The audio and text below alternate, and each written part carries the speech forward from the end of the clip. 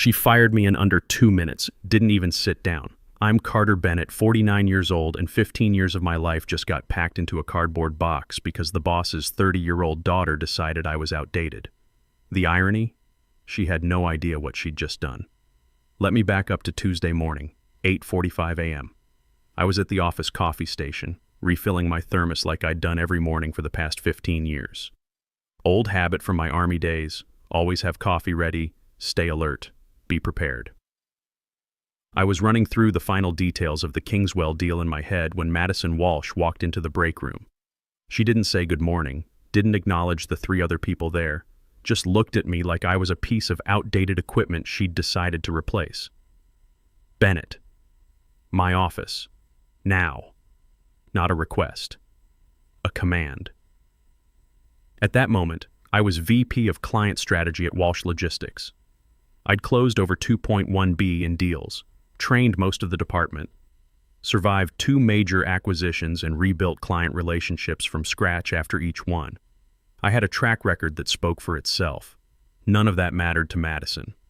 She was 30, Stanford MBA, 3 years at McKinsey, and she was the founder's daughter. Andrew Walsh had built this company from a small construction supply business into a major logistics player. Madison inherited the CEO title 6 months ago and apparently thought it came with a license to play God. I followed her down the hall, thermos still in hand. The old military discipline kicked in. Stay calm, observe, don't react emotionally. 6 years as an Army logistics officer had taught me that much. You don't win by losing your cool. You win by staying 3 steps ahead. She didn't sit down when we got to her office. Just stood there, arms crossed, like she was about to fire off a quick email and move on to something more important. "This isn't working out," she said, like she was discussing a bad software subscription. "Your methods are outdated. We need fresh thinking, new energy. You're done here, effective immediately." I blinked. For a second, I thought she was joking, some kind of management exercise gone wrong. "Excuse me? You heard me. We're moving in a new direction. You can collect your things and go. HR will process your severance." My heart pounded, but I kept my face neutral. Years of high-stakes negotiations had taught me not to show my cards, never let them see you rattled. "Did you read the Kingswell contract?" I asked quietly. She waved her hand dismissively. "We'll handle it. That's not your concern anymore." I wanted to laugh, or maybe throw something. Instead, I nodded slowly, set my thermos down on her desk and smiled. A calm, deliberate smile. "Understood. Have a good day, Madison." I walked out with my head high, but inside I was spinning. 15 years. Gone in 2 minutes. My daughter Taylor was 22, just graduated, drowning in student loans. My mortgage had 2 years left. I'd been planning retirement, building something stable. My 401k was solid, but not fired at 49 solid. Now I had nothing. My team looked up as I passed their desks. They knew something was wrong. A few started to stand, questions forming on their faces, but I gave them a subtle shake of my head. "Don't make this harder." I packed my desk in silence. Photos of Taylor, my Army commendation plaque, a golf trophy from the industry charity tournament. 15 years fit into one cardboard box. I sat in my car for 20 minutes before I could drive home. Just sat there, staring at the steering wheel, doing the math in my head. 2 years left on the mortgage, Taylor's loans. My retirement timeline just got blown apart. I'd built this career for her, for our future, for the life I promised her after the divorce. Now what? As I finally pulled out of the parking lot, my phone buzzed. Taylor. "Hey Dad, how's your day?" I cleared my throat. "Fine, sweetheart. How's the job search going? Got a second interview tomorrow." Fingers crossed. The salary would actually cover my loans and rent. Finally. "That's great, honey. You okay? You sound tired. Just a long morning. You'll do great tomorrow. Love you." "Love you too, Dad." I couldn't tell her yet. Couldn't add that worry to her plate. Not when she was so close to landing something stable. That night, I barely slept. One question kept looping through my mind. Why now? The timing made no sense. We were 3 days away from finalizing the biggest deal the company had landed in 5 years, and $180 partnership with Omar Hassan's defense tech firm. I'd spent 8 months building that relationship. Omar was former Saudi military, transitioned to private sector defense contracting. We'd met at an industry conference 2 years ago, bonded over shared experiences, different wars, same lessons about logistics under pressure. He respected people who'd actually been in the field, who understood that supply chains aren't just spreadsheets, they're lifelines. After the Steel Ridge disaster 3 years ago, when a junior exec had nearly torpedoed a $90 deal by promising terms we couldn't deliver, I'd insisted on something ironclad for major contracts. Clause 7 wasn't just about being the primary negotiator. It made me the only authorized negotiator, not a suggestion, a legal requirement. Omar wouldn't even take calls from anyone else. I'd built 8 months of trust with a man who valued relationships over corporate hierarchies. That kind of trust doesn't transfer with a handshake and a conference call. Had Madison even looked at the contract? Did she know what Clause 7 said? Did she understand that without me, the entire deal would collapse? The next morning at 10:03 a.m., my phone rang. Unknown number. I almost didn't answer, but something made me pick up. Carter, it's Andrew Walsh. The founder's voice sent a jolt through me. The real power behind the company, though he'd been trying to step back and let Madison lead. Where the hell are you? He sounded stressed, almost panicked. Omar Hassan just arrived for the preliminary walkthrough. He's asking for you specifically. I took a slow breath. Andrew, Madison fired me yesterday morning. Silence. Long, heavy silence. She did what? Said my methods were outdated. Told me to leave immediately. Did she? He stopped himself. I could hear papers rustling in the background, frantic movement. Carter, did she read the Kingswell contract? I asked her that exact question. She said it wasn't my concern anymore. More rustling. Then a sound like he'd dropped something on his desk. Hard. Clause 7, he said, his voice tight. You're the sole authorized negotiator for the Kingswell deal. It's ironclad. We put it in after the Steel Ridge disaster. Omar insisted on it. He won't negotiate with anyone else. He won't even recognize anyone else as our representative. I sat down slowly on my couch, cold coffee from this morning still sitting on the table. The realization settled over me like a cold wave. She can't close the deal without me, I said. She can't even modify the terms without you present and signing off. That's $180 about to walk out the door because my daughter fired you without reading the damn contract. Andrew let out a long breath. Carter, I'm sorry, I failed you. I gave her too much authority too fast. I wanted her to prove herself, but I didn't think she'd burn bridges before learning how to build them. He hung up without another word. I sat there, staring at nothing. After 15 years of loyalty, this was how it ended. A spoiled CEO making decisions like they were moves in a business school case study, except real companies don't have reset buttons. Real careers don't respawn. Part of me wanted to let them burn, but another part, the part that had spent 15 years building something real, couldn't just walk away. Not yet. At 10:47 a.m., my phone started buzzing. Madison. I let it go to voicemail. Then another call from reception. Then legal. Then accounting. The phone lit up like a Christmas tree. I didn't answer a single one. The voicemail icon blinked at me. I waited 10 minutes, then listened. Carter, hi, it's Madison. Her voice was strained, professional panic barely contained. There's been a misunderstanding about yesterday. We should talk. It's urgent. Please call me back. Urgent, not sorry. Not I made a mistake, just urgent. I set the phone down and poured another cup of coffee. At 11:15, a text came through from Andrew. Carter, I'm sincerely sorry. Please come in. Not just for the deal. We need to talk privately. I stared at the message for a long time. Part of me wanted to let them scramble. Let Madison face the consequences of decisions made without reading the fine print. But I'd never been that guy. I'd built my career on professionalism, on doing the right thing even when it was hard. Still, I wasn't going to just walk back in like nothing happened. I typed a response. I'll consider returning to finalize Kingswell, but only under specific conditions. I want to speak with you directly first. 30 minutes later, I was walking through the main lobby, not the employee entrance, the front door, like a guest. People looked up from their desks. Conversations stopped. Everyone knew I'd been fired yesterday. My return now was more than a comeback. It was a statement. The receptionist practically jumped up. Mr. Bennett, Mr. Walsh is expecting you. Andrew was standing at his office door when I arrived. He looked older than I remembered. Tired. "Carter," he said, nodding. "Thank you for coming." I nodded back but didn't extend my hand. He stepped aside, let me walk past him. He closed the door, leaned against it, let out a long breath. "I made a mistake," he started. "A big one."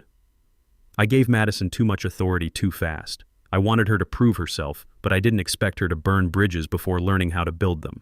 I stayed quiet. Let him talk. "What she did to you was unprofessional, disrespectful, and it jeopardized an $180 deal we've worked 8 months to secure." He sat down, his voice softer. "I read the contract again this morning. Every word. You have full autonomy over Kingswell. Legally, Omar won't recognize anyone else as our representative. After Steel Ridge, you made sure of that." "I remember," I said quietly. "I was the one who negotiated that clause. I was also the one who cleaned up the mess when we almost lost $90 because someone promised terms we couldn't deliver." His eyes met mine. "You didn't deserve what happened yesterday. I'd like to offer you your position back. Full authority to finish the deal. Whatever conditions you need, we'll make them work." There was sincerity there, real regret. But this wasn't just about the deal. It was about respect, about dignity, about 15 years of loyalty. "I'll return," I said.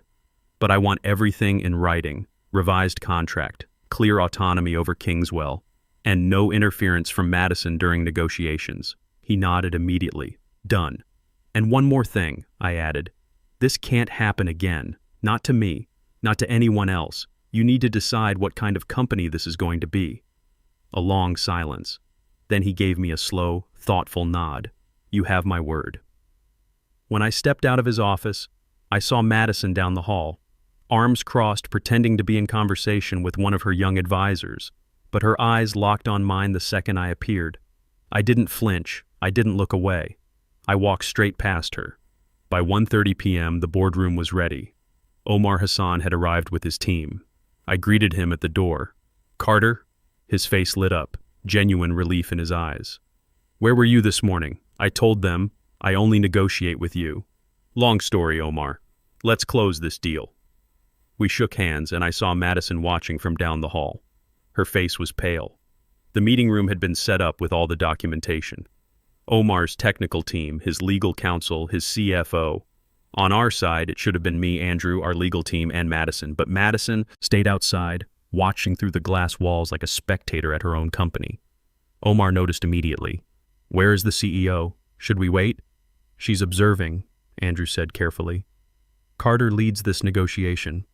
That was always the arrangement." Omar nodded, satisfied. "Good. I trust Carter. I trust his word." That moment, that one sentence, was everything. 8 months of building trust, late-night calls coordinating across time zones, understanding the cultural nuances, the technical requirements, the political sensitivities of a defense contract with a Middle Eastern firm. You don't build that kind of relationship in a PowerPoint deck. I remembered the first time Omar and I really connected. It was at an industry conference in Dubai 2 years ago. We'd both ended up at the hotel bar after a long day of panels and networking. Started talking about logistics under pressure. He'd mentioned his military service, the chaos of coordinating supply lines in unstable regions. I'd shared some of my own experiences from my Army days. "You understand," he'd said that night. "Most people in this industry, they see numbers on spreadsheets. You see the reality behind those numbers." That conversation became the foundation for everything that followed. Trust isn't transactional. It's built over time, through shared understanding and consistent follow-through. The negotiation went flawlessly. We reviewed the technical specifications, the delivery schedules, the payment terms. Omar's team raised a few questions about regulatory compliance. I walked them through our approach, referenced previous successful implementations, addressed their concerns with specifics, not corporate speak. 2 hours later, we shook hands. 118M partnership signed and executed. After they left, Andrew approached me. "You saved us," he said, genuine relief on his face. "I saved a deal," I replied. "You need to save your company's leadership." He didn't argue. That evening, walking to my car, I felt the tension from the past 48 hours finally start to lift. I'd come back not as someone desperate for a job, but as someone who understood their value and demanded it be recognized. But I also knew this wasn't over. Madison had been silent today, but people like her don't disappear. They retreat and regroup. By the following week, the Kingswell deal had made headlines in our industry newsletter. Walsh Logistics secures historic $100 million defense tech partnership through strategic negotiation. They didn't mention me by name, but everyone in the company knew. My inbox flooded with quiet congratulations, some from people I'd mentored years ago, others from managers who'd ignored me in meetings but now praised my strategic vision. I appreciated the words, but I wasn't naive. I knew how fast people shift when the wind changes. The mood around the office had lightened. There were smiles again, laughter in the break room.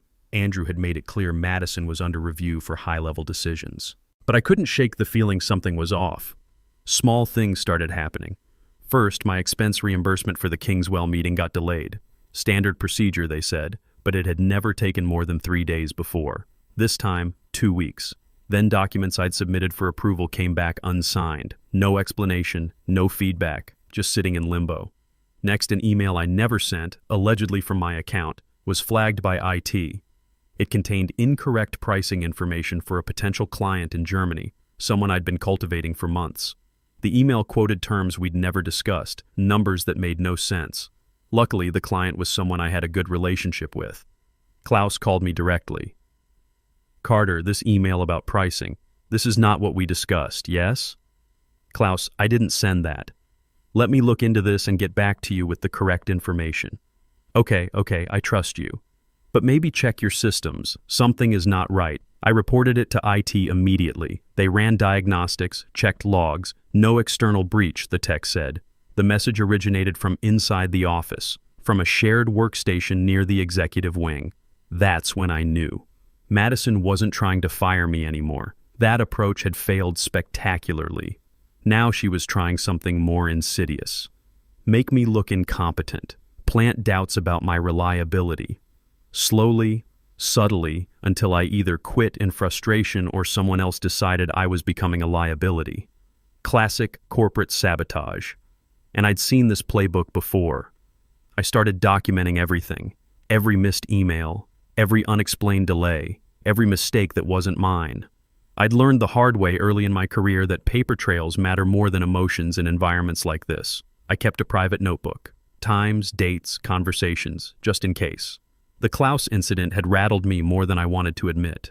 That relationship had taken 6 months to build. One fake email could have destroyed it. I started double-checking every message before I sent it, reviewing every document 3 times before submission. The paranoia was exhausting but necessary. I began coming in early, 6:30 a.m. instead of 8 o'clock a.m., just to review everything before anyone else could touch it. Check my sent folder. Verify no mysterious emails had gone out overnight. It felt ridiculous, but after Klaus, I couldn't take chances. Then one afternoon I overheard something that confirmed my suspicions.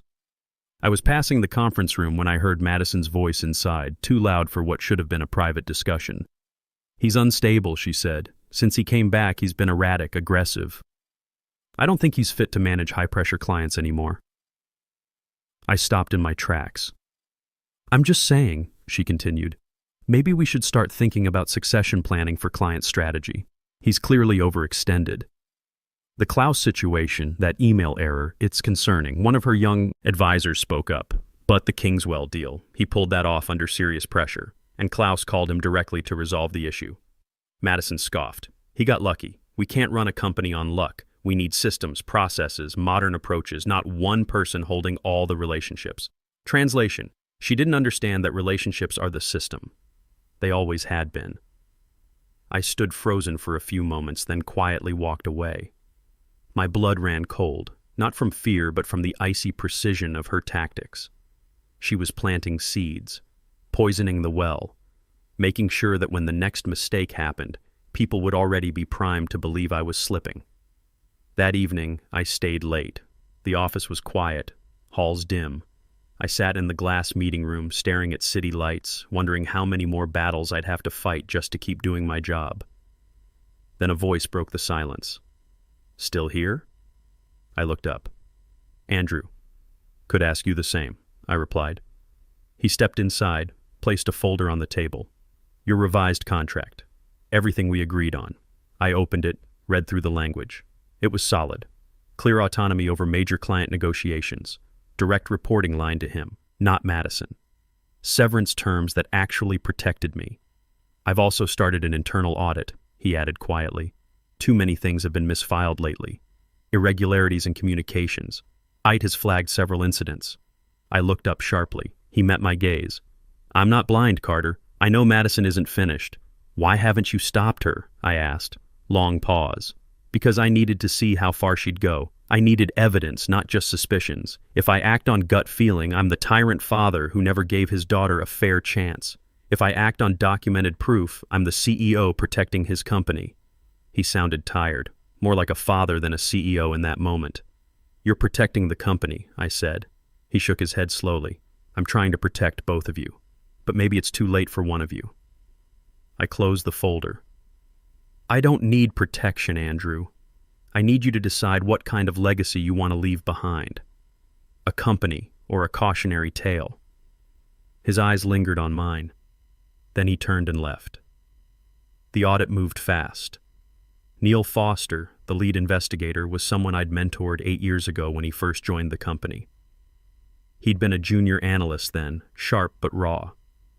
I'd taught him how to read between the lines of financial reports, how to spot patterns that didn't add up. Now he was using those same skills to investigate what was happening to me. He called me in Thursday afternoon. Carter, thanks for coming. We need to ask you about some irregularities. He pulled up files on the screen, email logs, access records, a timeline that made my stomach turn. This email that appeared to be from your account, the one to Klaus. We've confirmed it was sent from a shared workstation on the executive floor. The credentials were manually entered, not through normal login. Someone copied my login, I said. Yes.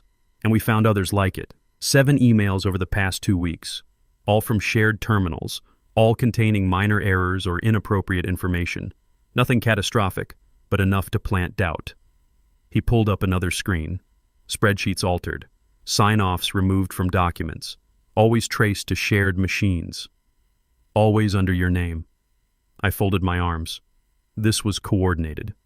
Neil hesitated. Yes. And we've noticed unusual patterns linked to Madison's executive assistant's login activity.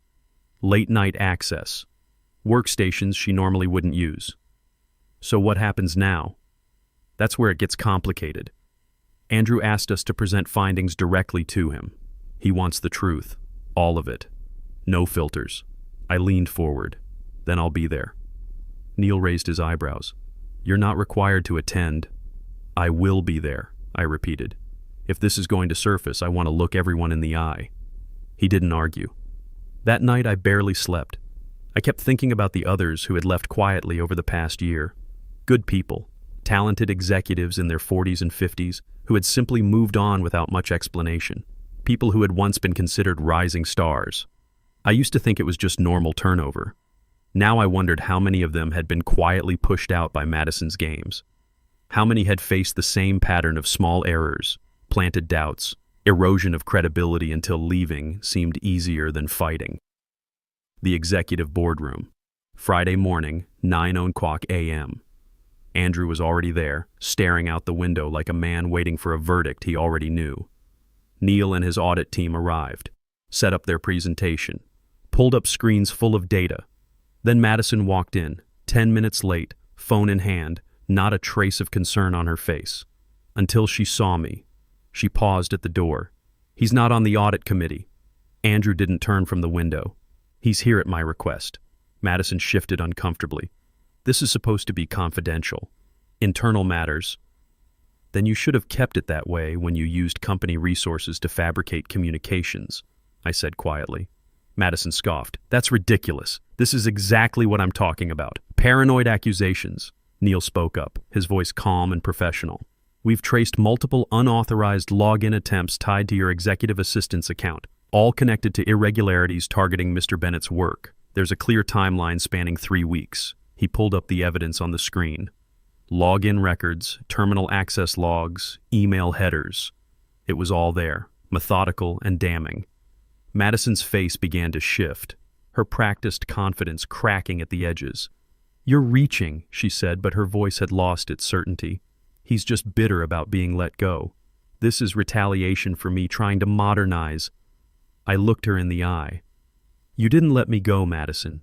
You sabotaged me, and you almost tanked the biggest deal this company has landed in 5 years because you didn't bother to read a contract before making a decision that affected hundreds of people." The room went silent. Andrew finally turned from the window. His face looked older than I'd ever seen it, lined with something I recognized, the exhaustion of a man caught between two impossible choices. "I gave you a chance," he said to Madison, his voice quiet but firm. "I gave you more than one. I stepped back because I wanted you to lead, to prove yourself. But you've done nothing but tear down the people who actually built something real here." Madison's bravado faltered. "Dad, this isn't—" "Don't." He held up his hand. "Don't call me Dad in this room. Not right now. Right now I'm the CEO of a company that nearly lost $180 because you made a decision without reading a contract. A company where senior employees are being systematically undermined by fabricated evidence." He looked at Neil. "What's your recommendation?" Neil didn't hesitate. "Suspension pending full board review. The evidence is extensive. This goes beyond poor judgment. It's deliberate sabotage of a senior executive using company resources." Madison's face went pale. "You can't be serious. I'm the CEO." "You're suspended," Andrew said. "Effective immediately. The board will review Neil's findings. Until then, you have no decision-making authority." She looked at me then, really looked at me. Not with rage, but with something like disbelief. Like she'd been playing a game and suddenly realized the rules were real.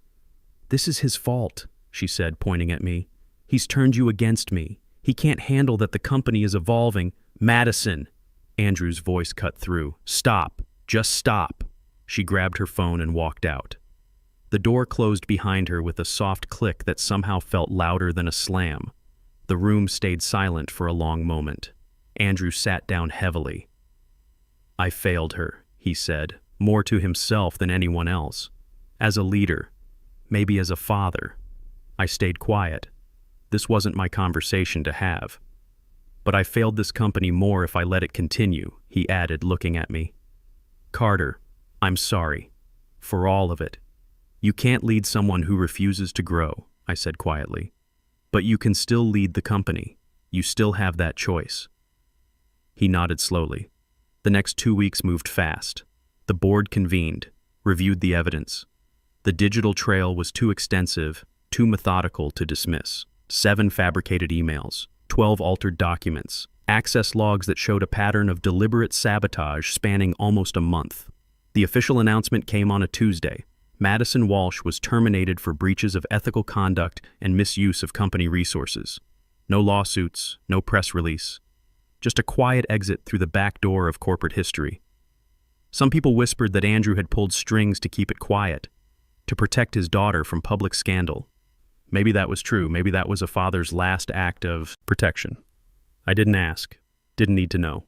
What I did know was that Andrew called me into his office 3 days after the board decision. "I want to offer you the CSO role," he said. "Chief Strategy Officer, executive level, reporting directly to me." I looked at the offer letter he slid across the desk. The title, the compensation, the authority. "I don't want just a title," I told him. "I want to rebuild this culture the right way. I want to make sure what happened to me doesn't happen to anyone else." He smiled for the first time in weeks. "That's exactly what I was hoping you'd say." Later that evening, sitting in my new office, a real office, not a temporary space, I stared at the blank nameplate waiting to be engraved. For 15 years, I'd walked these halls wondering if anyone really saw the work I did. The late nights, the client saves, the fires I put out without a word of credit. I'd thought staying quiet was the best way to keep peace, to not cause friction, to be professional. But silence had almost cost me everything. It wasn't just about a contract or a position. It was about remembering that competence isn't arrogance, that standing up for yourself isn't the same as being difficult. That professionalism includes knowing your worth. My phone buzzed. "Taylor, Dad!" Brenda just texted me. Congrats on CSO, that's amazing. I smiled. Thanks, sweetheart. How's the new job going? Good, really good. I actually wanted to ask you something. There's this situation at work where my manager took credit for something I did, and I'm not sure how to handle it. I leaned back in my chair. Tell me about it. We talked for 20 minutes. I told her about documentation, about choosing your battles, about the difference between being aggressive and being clear, about knowing when to speak up and when to let small things go. The most important thing, I said, is don't stay silent when something matters. I learned that the hard way. What happened to you really matters, Dad. I'm proud of how you handled it. If stories like this remind you that integrity still wins in the end, hit subscribe. Every day we tell true stories of people who fought back the right way. After we hung up, I sat there in the quiet office. That conversation, teaching my daughter how to navigate workplace politics with integrity, that felt like the real victory. Not the title, not the salary increase, not even the vindication of being proven right. The victory was that I hadn't become bitter, hadn't let the sabotage turn me into someone petty or vengeful. I'd used the system the right way, documentation, evidence, professionalism, and the system had worked. A few weeks later, I was walking past the glass conference room where we'd closed the Kingswell deal. I paused for a moment, remembering everything. The panic, the sabotage, the eventual triumph. That single deal had changed the course of my career. But the real shift happened earlier, the moment I smiled at Madison in her office and walked out, refusing to beg or argue or defend myself. That was the turning point, not because I gave up, but because I knew what I was worth. I'd been underestimated, dismissed, and systematically sabotaged, but I'd never been defeated. I'd fought back with patience, documentation, and professionalism, not with anger or revenge, and in the end, that approach had saved not just my career, but my integrity. At 49, I'd learned something I should have known at 30. You don't win by being the loudest voice in the room. You win by being the one people can't afford to lose. I thought about all the executives my age who'd been quietly pushed out over the years. The early retirements, the pursuing other opportunities. How many of them had faced the same games I did? How many had left because fighting seemed harder than starting over? I made a note to myself, reach out to them, see how they're doing. Maybe some of them deserved a second look. My phone buzzed. Omar Hassan. Carter, my friend, I heard the news about your promotion. Well deserved. When you're ready, I have 2 more companies who want to work with you. They asked specifically for you. I smiled. Send me the details, Omar. Let's talk next week. That's what 15 years builds. Not just deals, relationships, trust. A reputation that survives corporate politics because it's based on something real. Madison had tried to erase that with fake emails and whisper campaigns. She'd failed because you can't fake credibility. You can't manufacture trust. You earn it. One deal at a time, one relationship at a time, one moment of integrity at a time. And once you've built it, it's a lot harder to destroy than people think. I walked back to my office, sat down, and opened my laptop. There was work to do, a culture to rebuild, young executives to mentor, a legacy to build that would outlast any single person's ambition. And for the first time in months, I felt ready.